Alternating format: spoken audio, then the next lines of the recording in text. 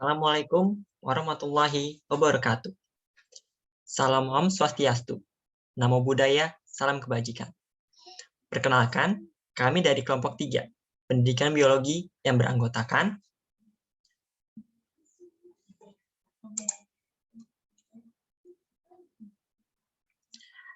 Anissa Al-Fadrin, Farhan Ananda Pratama, Indang Sri Ayu, Ismiana Salzabila, Kadek Vicky, dan Zika Berlian. Baik, di sini kami kelompok 3 akan menjelaskan mengenai yang pertama, bab pertama, yaitu konsep dan urgensi Pancasila sebagai ideologi negara. Lalu yang kedua, alasan diperlukannya kajian Pancasila sebagai ideologi negara. Yang ketiga, menggali sumber historis, sosiologis, politis tentang Pancasila sebagai ideologi negara. Yang keempat, argumen tentang dinamika dan tantangan Pancasila sebagai ideologi negara. Lalu yang terakhir, bab kelima, yaitu mendeskripsikan esensi dan urgensi Pancasila sebagai ideologi negara. Baik, untuk materi pertama akan disampaikan oleh Anissa. Kepada Anissa, saya persilahkan. Baik, terima kasih Farhan atas kesempatannya. Di sini saya akan menjelaskan tentang konsep dan urgensi Pancasila sebagai ideologi negara. Next.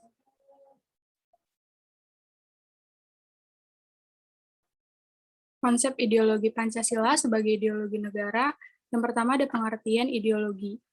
Ideologi merupakan prinsip dasar yang menjadi acuan negara yang bersumber dari nilai-nilai dasar yang berkembang dalam suatu negara. Pancasila merupakan dasar yang menjadi acuan sumber nilai-nilai yang dijadikan sebagai ideologi bangsa Indonesia. Secara etimologis, idea artinya gagasan, konsep, pengertian dasar, sedangkan logos yang berarti ilmu. Artinya, ilmu tentang ide-ide atau science of idea, atau ajaran tentang pengertian dasar.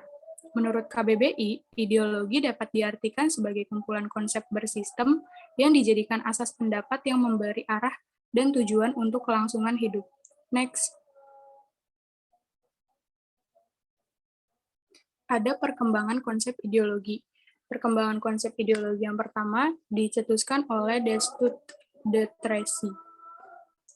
Ia mengatakan bahwa ideologi sebagai science of idea yaitu program yang diharapkan membawa perubahan institusional bagi masyarakat Prancis.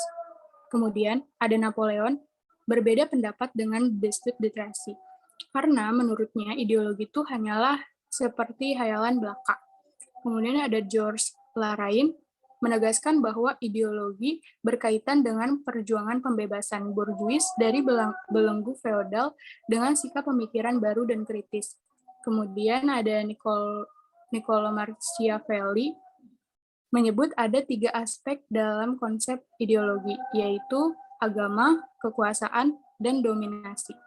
Kemudian ada Marx, memiliki antitesis bahwa masyarakat kapitalis atau modal dikuasai oleh kaum borjuis, sedangkan pekerja atau proletar merupakan kaum yang tertindas dan memiliki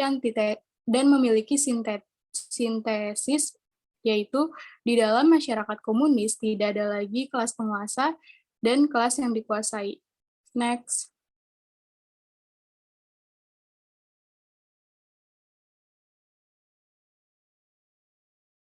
Ideologi menurut para ahli. Yang pertama ada Sastra Prateja, menyebut bahwa ideologi adalah seperangkat gagasan pemikiran yang berorientasi pada tindakan dan diorganisir menjadi suatu sistem yang teratur.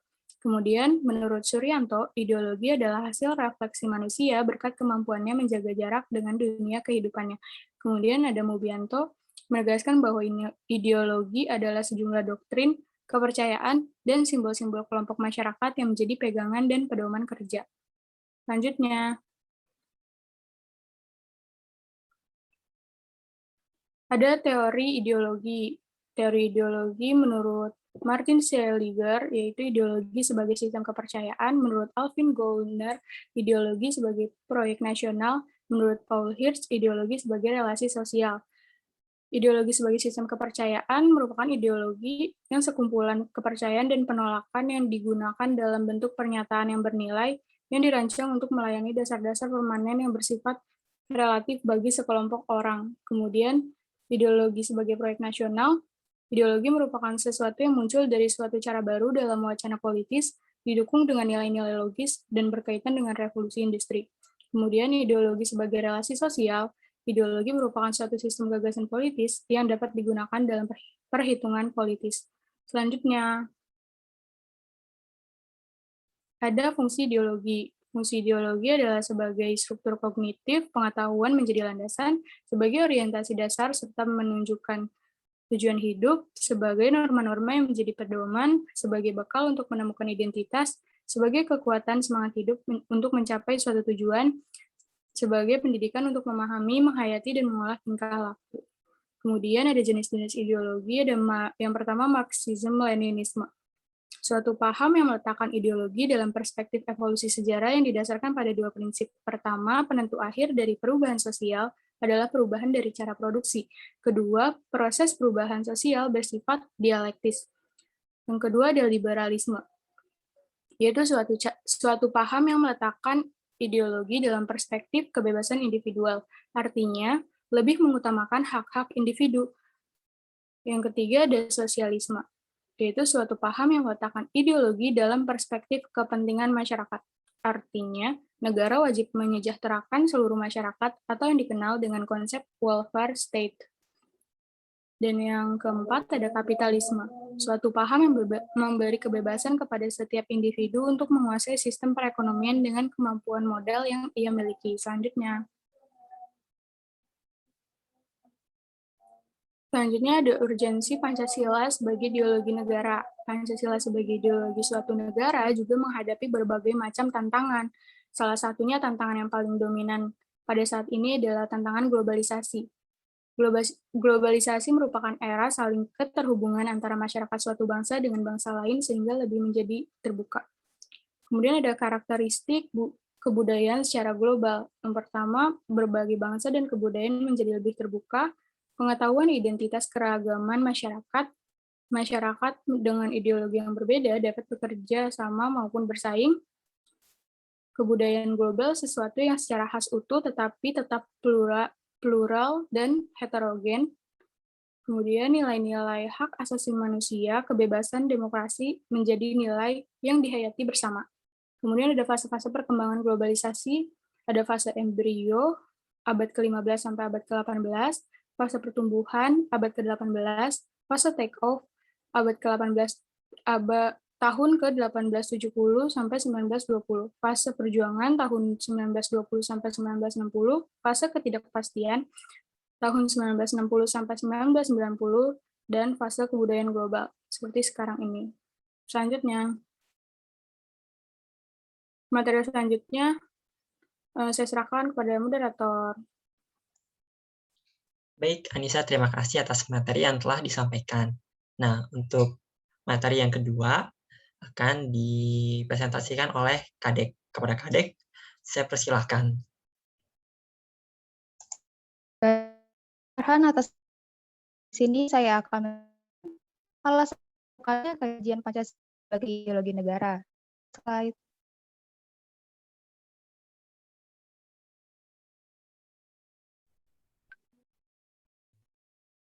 Cara memahami melaksanakan Pancasila sebagai ideologi negara.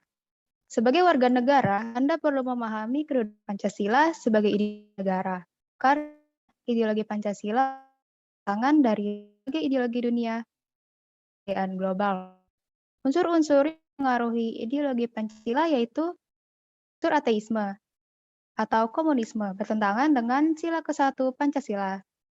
Unsur individualisme dalam liberalisme tidak sesuai dengan prinsip gotong royong dalam sila ke-5 Pancasila. Kapitalisme yang memberikan kebebasan individu untuk menguasai sistem perekonomian negara tidak sesuai dengan prinsip ekonomi kerakyatan. Pancasila sebagai ideologi menghadapi tantangan sikap dan perilaku kehidupan yang menyimpang dari norma masyarakat umum. Tantangan itu meliputi antara lain terorisme dan narkoba, Sebagaimana yang telah diinformasikan oleh berbagai media massa, bahwa terorisme dan narkoba merupakan ancaman terhadap keberlangsungan hidup bangsa Indonesia dan ideologi negara. Unsur ancaman oleh aksi terorisme yaitu rasa takut dan cemas oleh bom bunuh diri, mengancam keamanan negara dan masyarakat. Aksi terorisme menebar ancaman terhadap kesatuan sehingga muncul disintegrasi bangsa. Aksi terorisme menyebabkan investor asing tidak berani menanamkan modal dan wisatawan asing enggan berkunjung, sehingga mengganggu pertumbuhan perekonomian negara. Unsur ancaman yang ditimbulkan oleh penyalahgunaan narkoba yaitu penyalahgunaan narkoba oleh generasi muda dapat merusak masa depan mereka. Perdagangan dan peredaran narkoba di Indonesia dapat merusak reputasi negara Indonesia. Pandangan narkoba sebagai barang terlarang merugikan sistem perekonomian negara Indonesia. Next slide.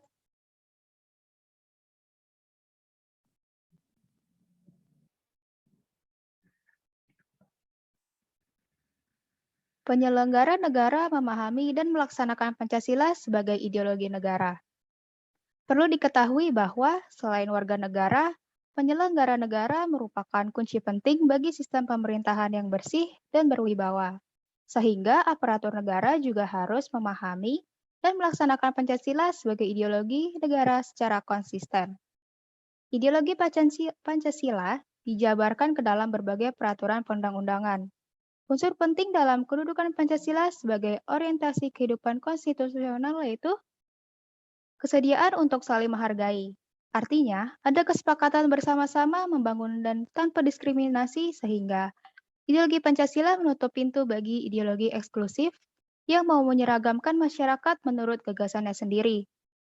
Pluralisme adalah nilai dasar Pancasila untuk mewujudkan Bhinneka Tunggal Ika, sehingga Pancasila sebagai ideologi yang terbuka.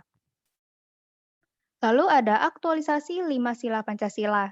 Artinya, sila-sila dilaksanakan dalam kehidupan bernegara sebagai berikut. Sila ketuhanan yang Maha Esa dirumuskan untuk menjamin tidak adanya diskriminasi atas dasar agama.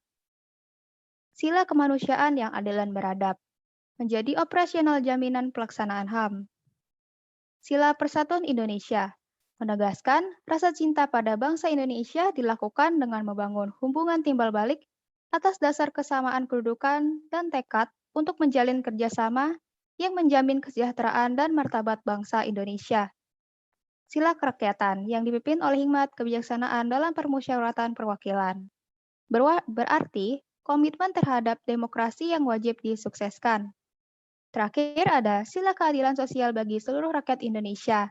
Berarti pengentasan kemiskinan dan diskriminasi terhadap minoritas dan kelompok lemah perlu dihapus dari bumi Indonesia. Sekian dari saya kembalikan kepada moderator.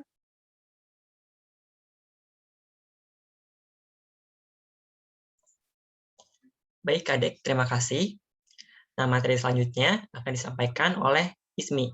Kepada Ismi, saya persilahkan. Baik, terima kasih Pak Arhan. Di sini saya akan melanjutkan pemaparan materi mengenai menggali sumber historis, sosiologis, serta politis tentang Pancasila sebagai ideologi negara. Next.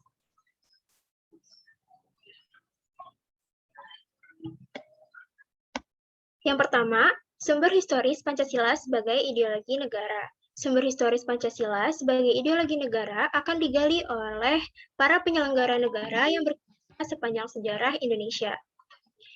Yang pertama adalah masa Insinyur Soekarno. Pancasila sebagai ideologi negara dalam masa pemerintahan Presiden Soekarno ini, Pancasila ditegaskan sebagai pemersatu bangsa. Penegasan ini dikumandangkan oleh Soekarno dalam berbagai pidato politiknya pada tahun 1945 sampai 1960. Namun, pada 1960 sampai 1965, Soekarno lebih mementingkan konsep Nasakom, yaitu nasionalisme, agama, dan komunisme sebagai landasan politik bangsa Indonesia. Selanjutnya, Pancasila sebagai ideologi negara dalam masa pemerintahan Presiden Soeharto. Pada masa ini, Pancasila dijadikan sebagai asas tunggal bagi organisasi politik dan organisasi kemasyarakatan. Diawali dengan keluarnya TAP MPR nomor 2 tahun 1978 tentang permasyarakatan nilai-nilai Pancasila.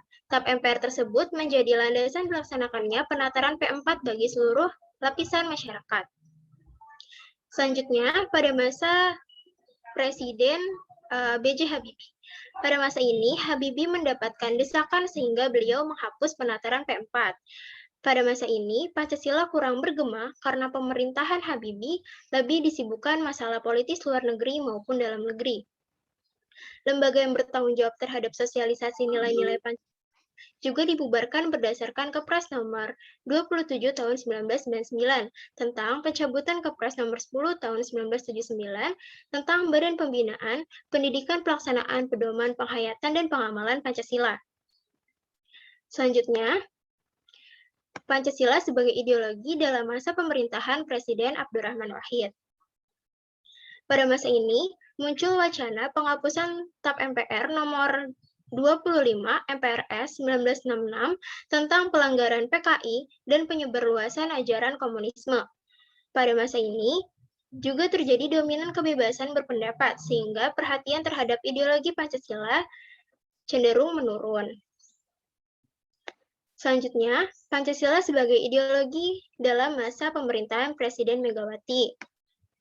Pada masa ini, Pancasila semakin kehilangan formalitasnya dengan disahkannya Undang-Undang Nomor 20 Tahun 2003 yang tidak dicantumkan pendidikan Pancasila sebagaimana pelajaran wajib dari tingkat sekolah dasar sampai perguruan tinggi.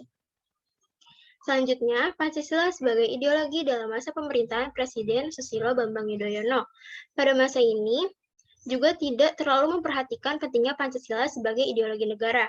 Dilihat dari belum adanya upaya untuk membentuk suatu lembaga yang berwenang untuk menjaga, mengawal Pancasila sebagai dasar negara dan ideologi negara, sebagaimana yang diamatkan oleh Kepres nomor 27 tahun 1999.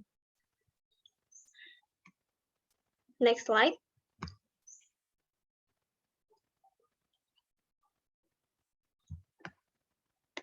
Yang kedua yaitu sumber sosiologis Pancasila sebagai ideologi negara. Dalam hal ini akan dilihat melalui kebudayaan atau pola pikir bangsa Indonesia. Selanjutnya, unsur-unsur sosiologis yang membentuk Pancasila sebagai ideologi negara. Yang pertama adalah sila ketuhanan yang Maha Esa. Dapat ditemukan dalam kehidupan beragama masyarakat Indonesia dalam berbagai bentuk kepercayaan dan keyakinan terhadap adanya kekuatan gaib. Yang kedua, yaitu sila kemanusiaan yang adil dan beradab. Dapat ditemukan dalam hal saling menghargai dan menghormati hak-hak orang lain, tidak bersikap sewenang-wenang. Yang ketiga, ada sila persatuan Indonesia. Dapat ditemukan dalam bentuk solidaritas, rasa setia kawan, rasa cinta tanah air, dan yang berwujud pada mencintai produk dalam negeri. Yang keempat, yaitu sila kerakyatan yang dipimpin oleh hikmat kebijaksanaan dalam permusyawaratan perwakilan. Dapat ditemukan dalam bentuk menghargai pendapat orang lain, semangat musyawarah dalam mengambil keputusan. Dan yang terakhir yaitu sila keadilan sosial bagi seluruh rakyat Indonesia, tercermin dalam sikap suka menolong, menjalankan gaya hidup sederhana, dan tidak menyolok atau berlebihan. Next slide. Yang ketiga, ada sumber politis Pancasila sebagai ideologi negara. Dalam hal ini akan dilihat melalui fenomena kekuasaan di Indonesia. Unsur-unsur politis yang membentuk Pancasila sebagai ideologi adalah perwujudan dari nilai-nilai Pancasila itu sendiri. Yaitu yang pertama ada sila pertama tentunya, yaitu dapat diwujudkan dalam bentuk semangat toleransi antar umat beragama. Yang kedua, pada sila kemanusiaan yang adil dan beradab, diwujudkan penghargaan terhadap pelaksanaan hak asasi manusia atau HAM di Indonesia. Yang ketiga, yaitu sila persatuan Indonesia, diwujudkan dalam mendahulukan kepentingan bangsa dan negara daripada kepentingan kelompok atau golongan, termasuk partai. Yang keempat, yaitu sila kerakyatan yang dipimpin oleh hikmat kebijaksanaan dalam permusyawaratan perwakilan, diwujudkan dalam mendahulukan pengambilan keputusan berdasarkan musyawarah.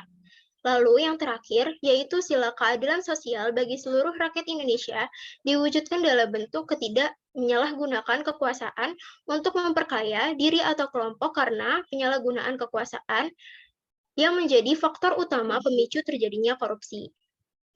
Next slide. Untuk materi selanjutnya, saya kembalikan ke moderator.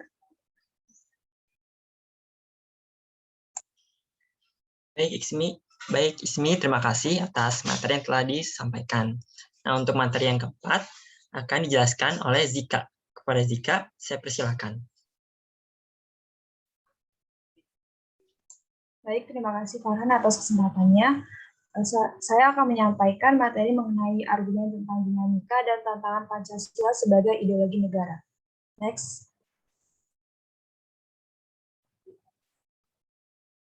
Yang pertama, argumen tentang dinamika Pancasila sebagai ideologi negara.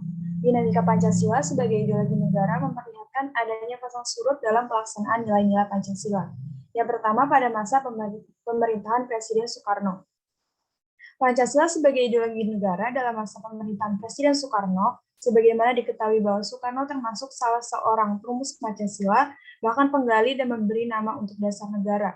Dalam hal ini, Soekarno memahami kedudukan Pancasila sebagai ideologi negara.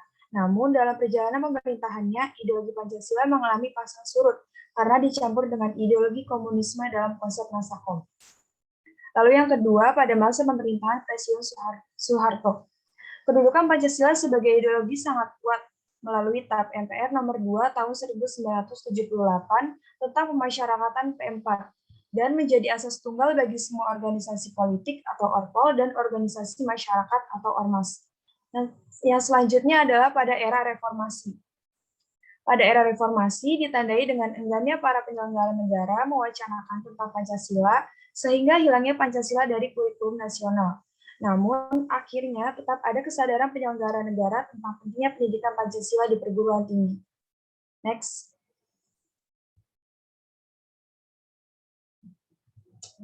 Lalu ada argumen tentang tantangan terhadap Pancasila sebagai ideologi negara. Unsur-unsur yang mempengaruhi tantangan terhadap Pancasila sebagai ideologi negara terdiri dari faktor eksternal dan faktor internal. Adapun pada faktor eksternal meliputi hal-hal berikut. Yang pertama, adanya pertarungan ideologis antara negara superpower atau adik kuasa, yaitu antara negara Amerika Serikat dan Uni Soviet pada tahun 1945 sampai 1950, yang berakhir dengan bubarnya negara Uni Soviet dan pada akhirnya negara Amerika Serikat menjadi satu-satunya negara superpower. Yang kedua, isu kebudayaan global yang kian menguat akibat masuknya ideologi asing. Dan yang ketiga, pertambahan jumlah penduduk dan kemajuan teknologi mengakibatkan adanya eksploitasi sumber daya alam secara masif atau kuat, sehingga berdampak pada kerusakan lingkungan seperti banjir dan kebakaran hutan. Adapun pada faktor internal meliputi hal-hal berikut. Yang pertama, adanya pergantian rezim yang berkuasa sehingga kebijakan politik mengarah pada kepentingan kelompok atau partai. Dan yang kedua, penyalahgunaan kekuasaan atau korupsi menyebabkan rendahnya kepercayaan masyarakat terhadap rezim yang berkuasa dan berdampak pada kepercayaan ideologi yang juga menurun secara drastis. Baik, sekian pemaparan materi dari saya. Selanjutnya saya kembalikan kepada moderator. Baik, Zika, terima kasih atas materi yang telah dipaparkan. Nah, untuk materi terakhir akan disampaikan oleh Indang. Kepada Indang, dipersilakan. Baik, terima kasih atas kesempatannya, Farhan. Selanjutnya, mendeskripsikan esensi dan urgensi Pancasila sebagai ideologi negara. Next slide. Hakikat Pancasila sebagai ideologi negara. Hakikat Pancasila sebagai ideologi negara memiliki 3 dimensi sebagai berikut. Yang pertama, dimensi realitas. Mengandung makna bahwa nilai-nilai dasar yang terkandung dalam dirinya bersumber dari nilai-nilai real yang hidup dalam masyarakatnya.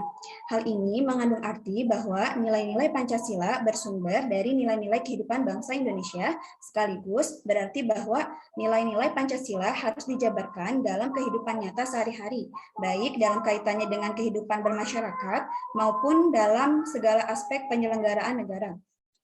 Yang kedua, dimensi idealitas, mengandung cita-cita yang ingin dicapai dalam berbagai bidang kehidupan bermasyarakat, berbangsa, dan bernegara. Hal ini berarti bahwa nilai-nilai dasar Pancasila mengandung adanya tujuan yang dicapai sehingga menimbulkan harapan dan optimisme setiap serta mampu menggugah motivasi untuk mewujudkan cita-cita.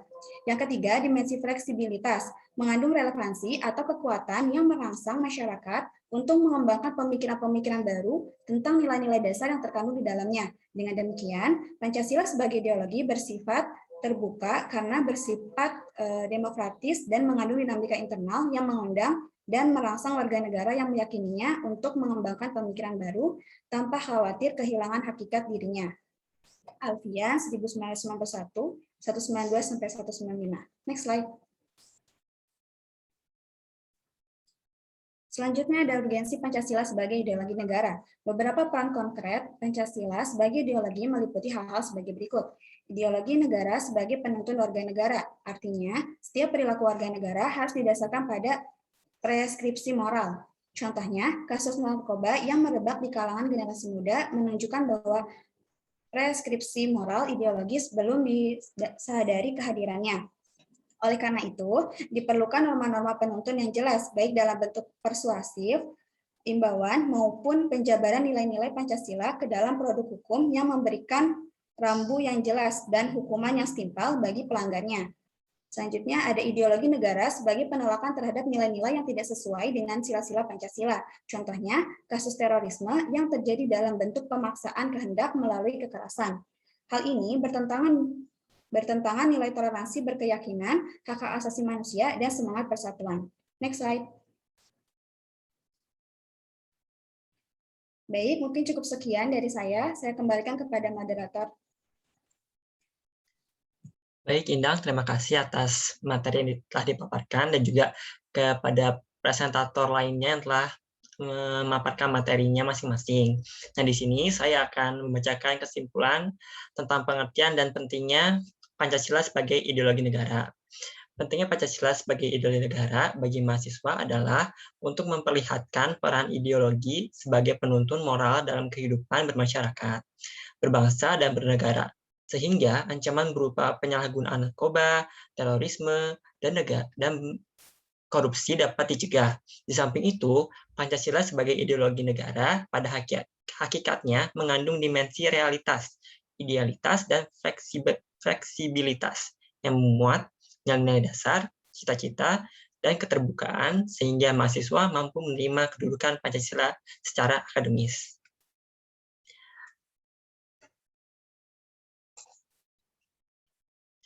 Baik, sekian presentasi dari kelompok kami. Terima kasih teman-teman atas perhatiannya. Mohon maaf jika masih banyak kesalahan dan kekurangan. Itu saja, sekian dari kelompok kami. Wassalamualaikum warahmatullahi wabarakatuh.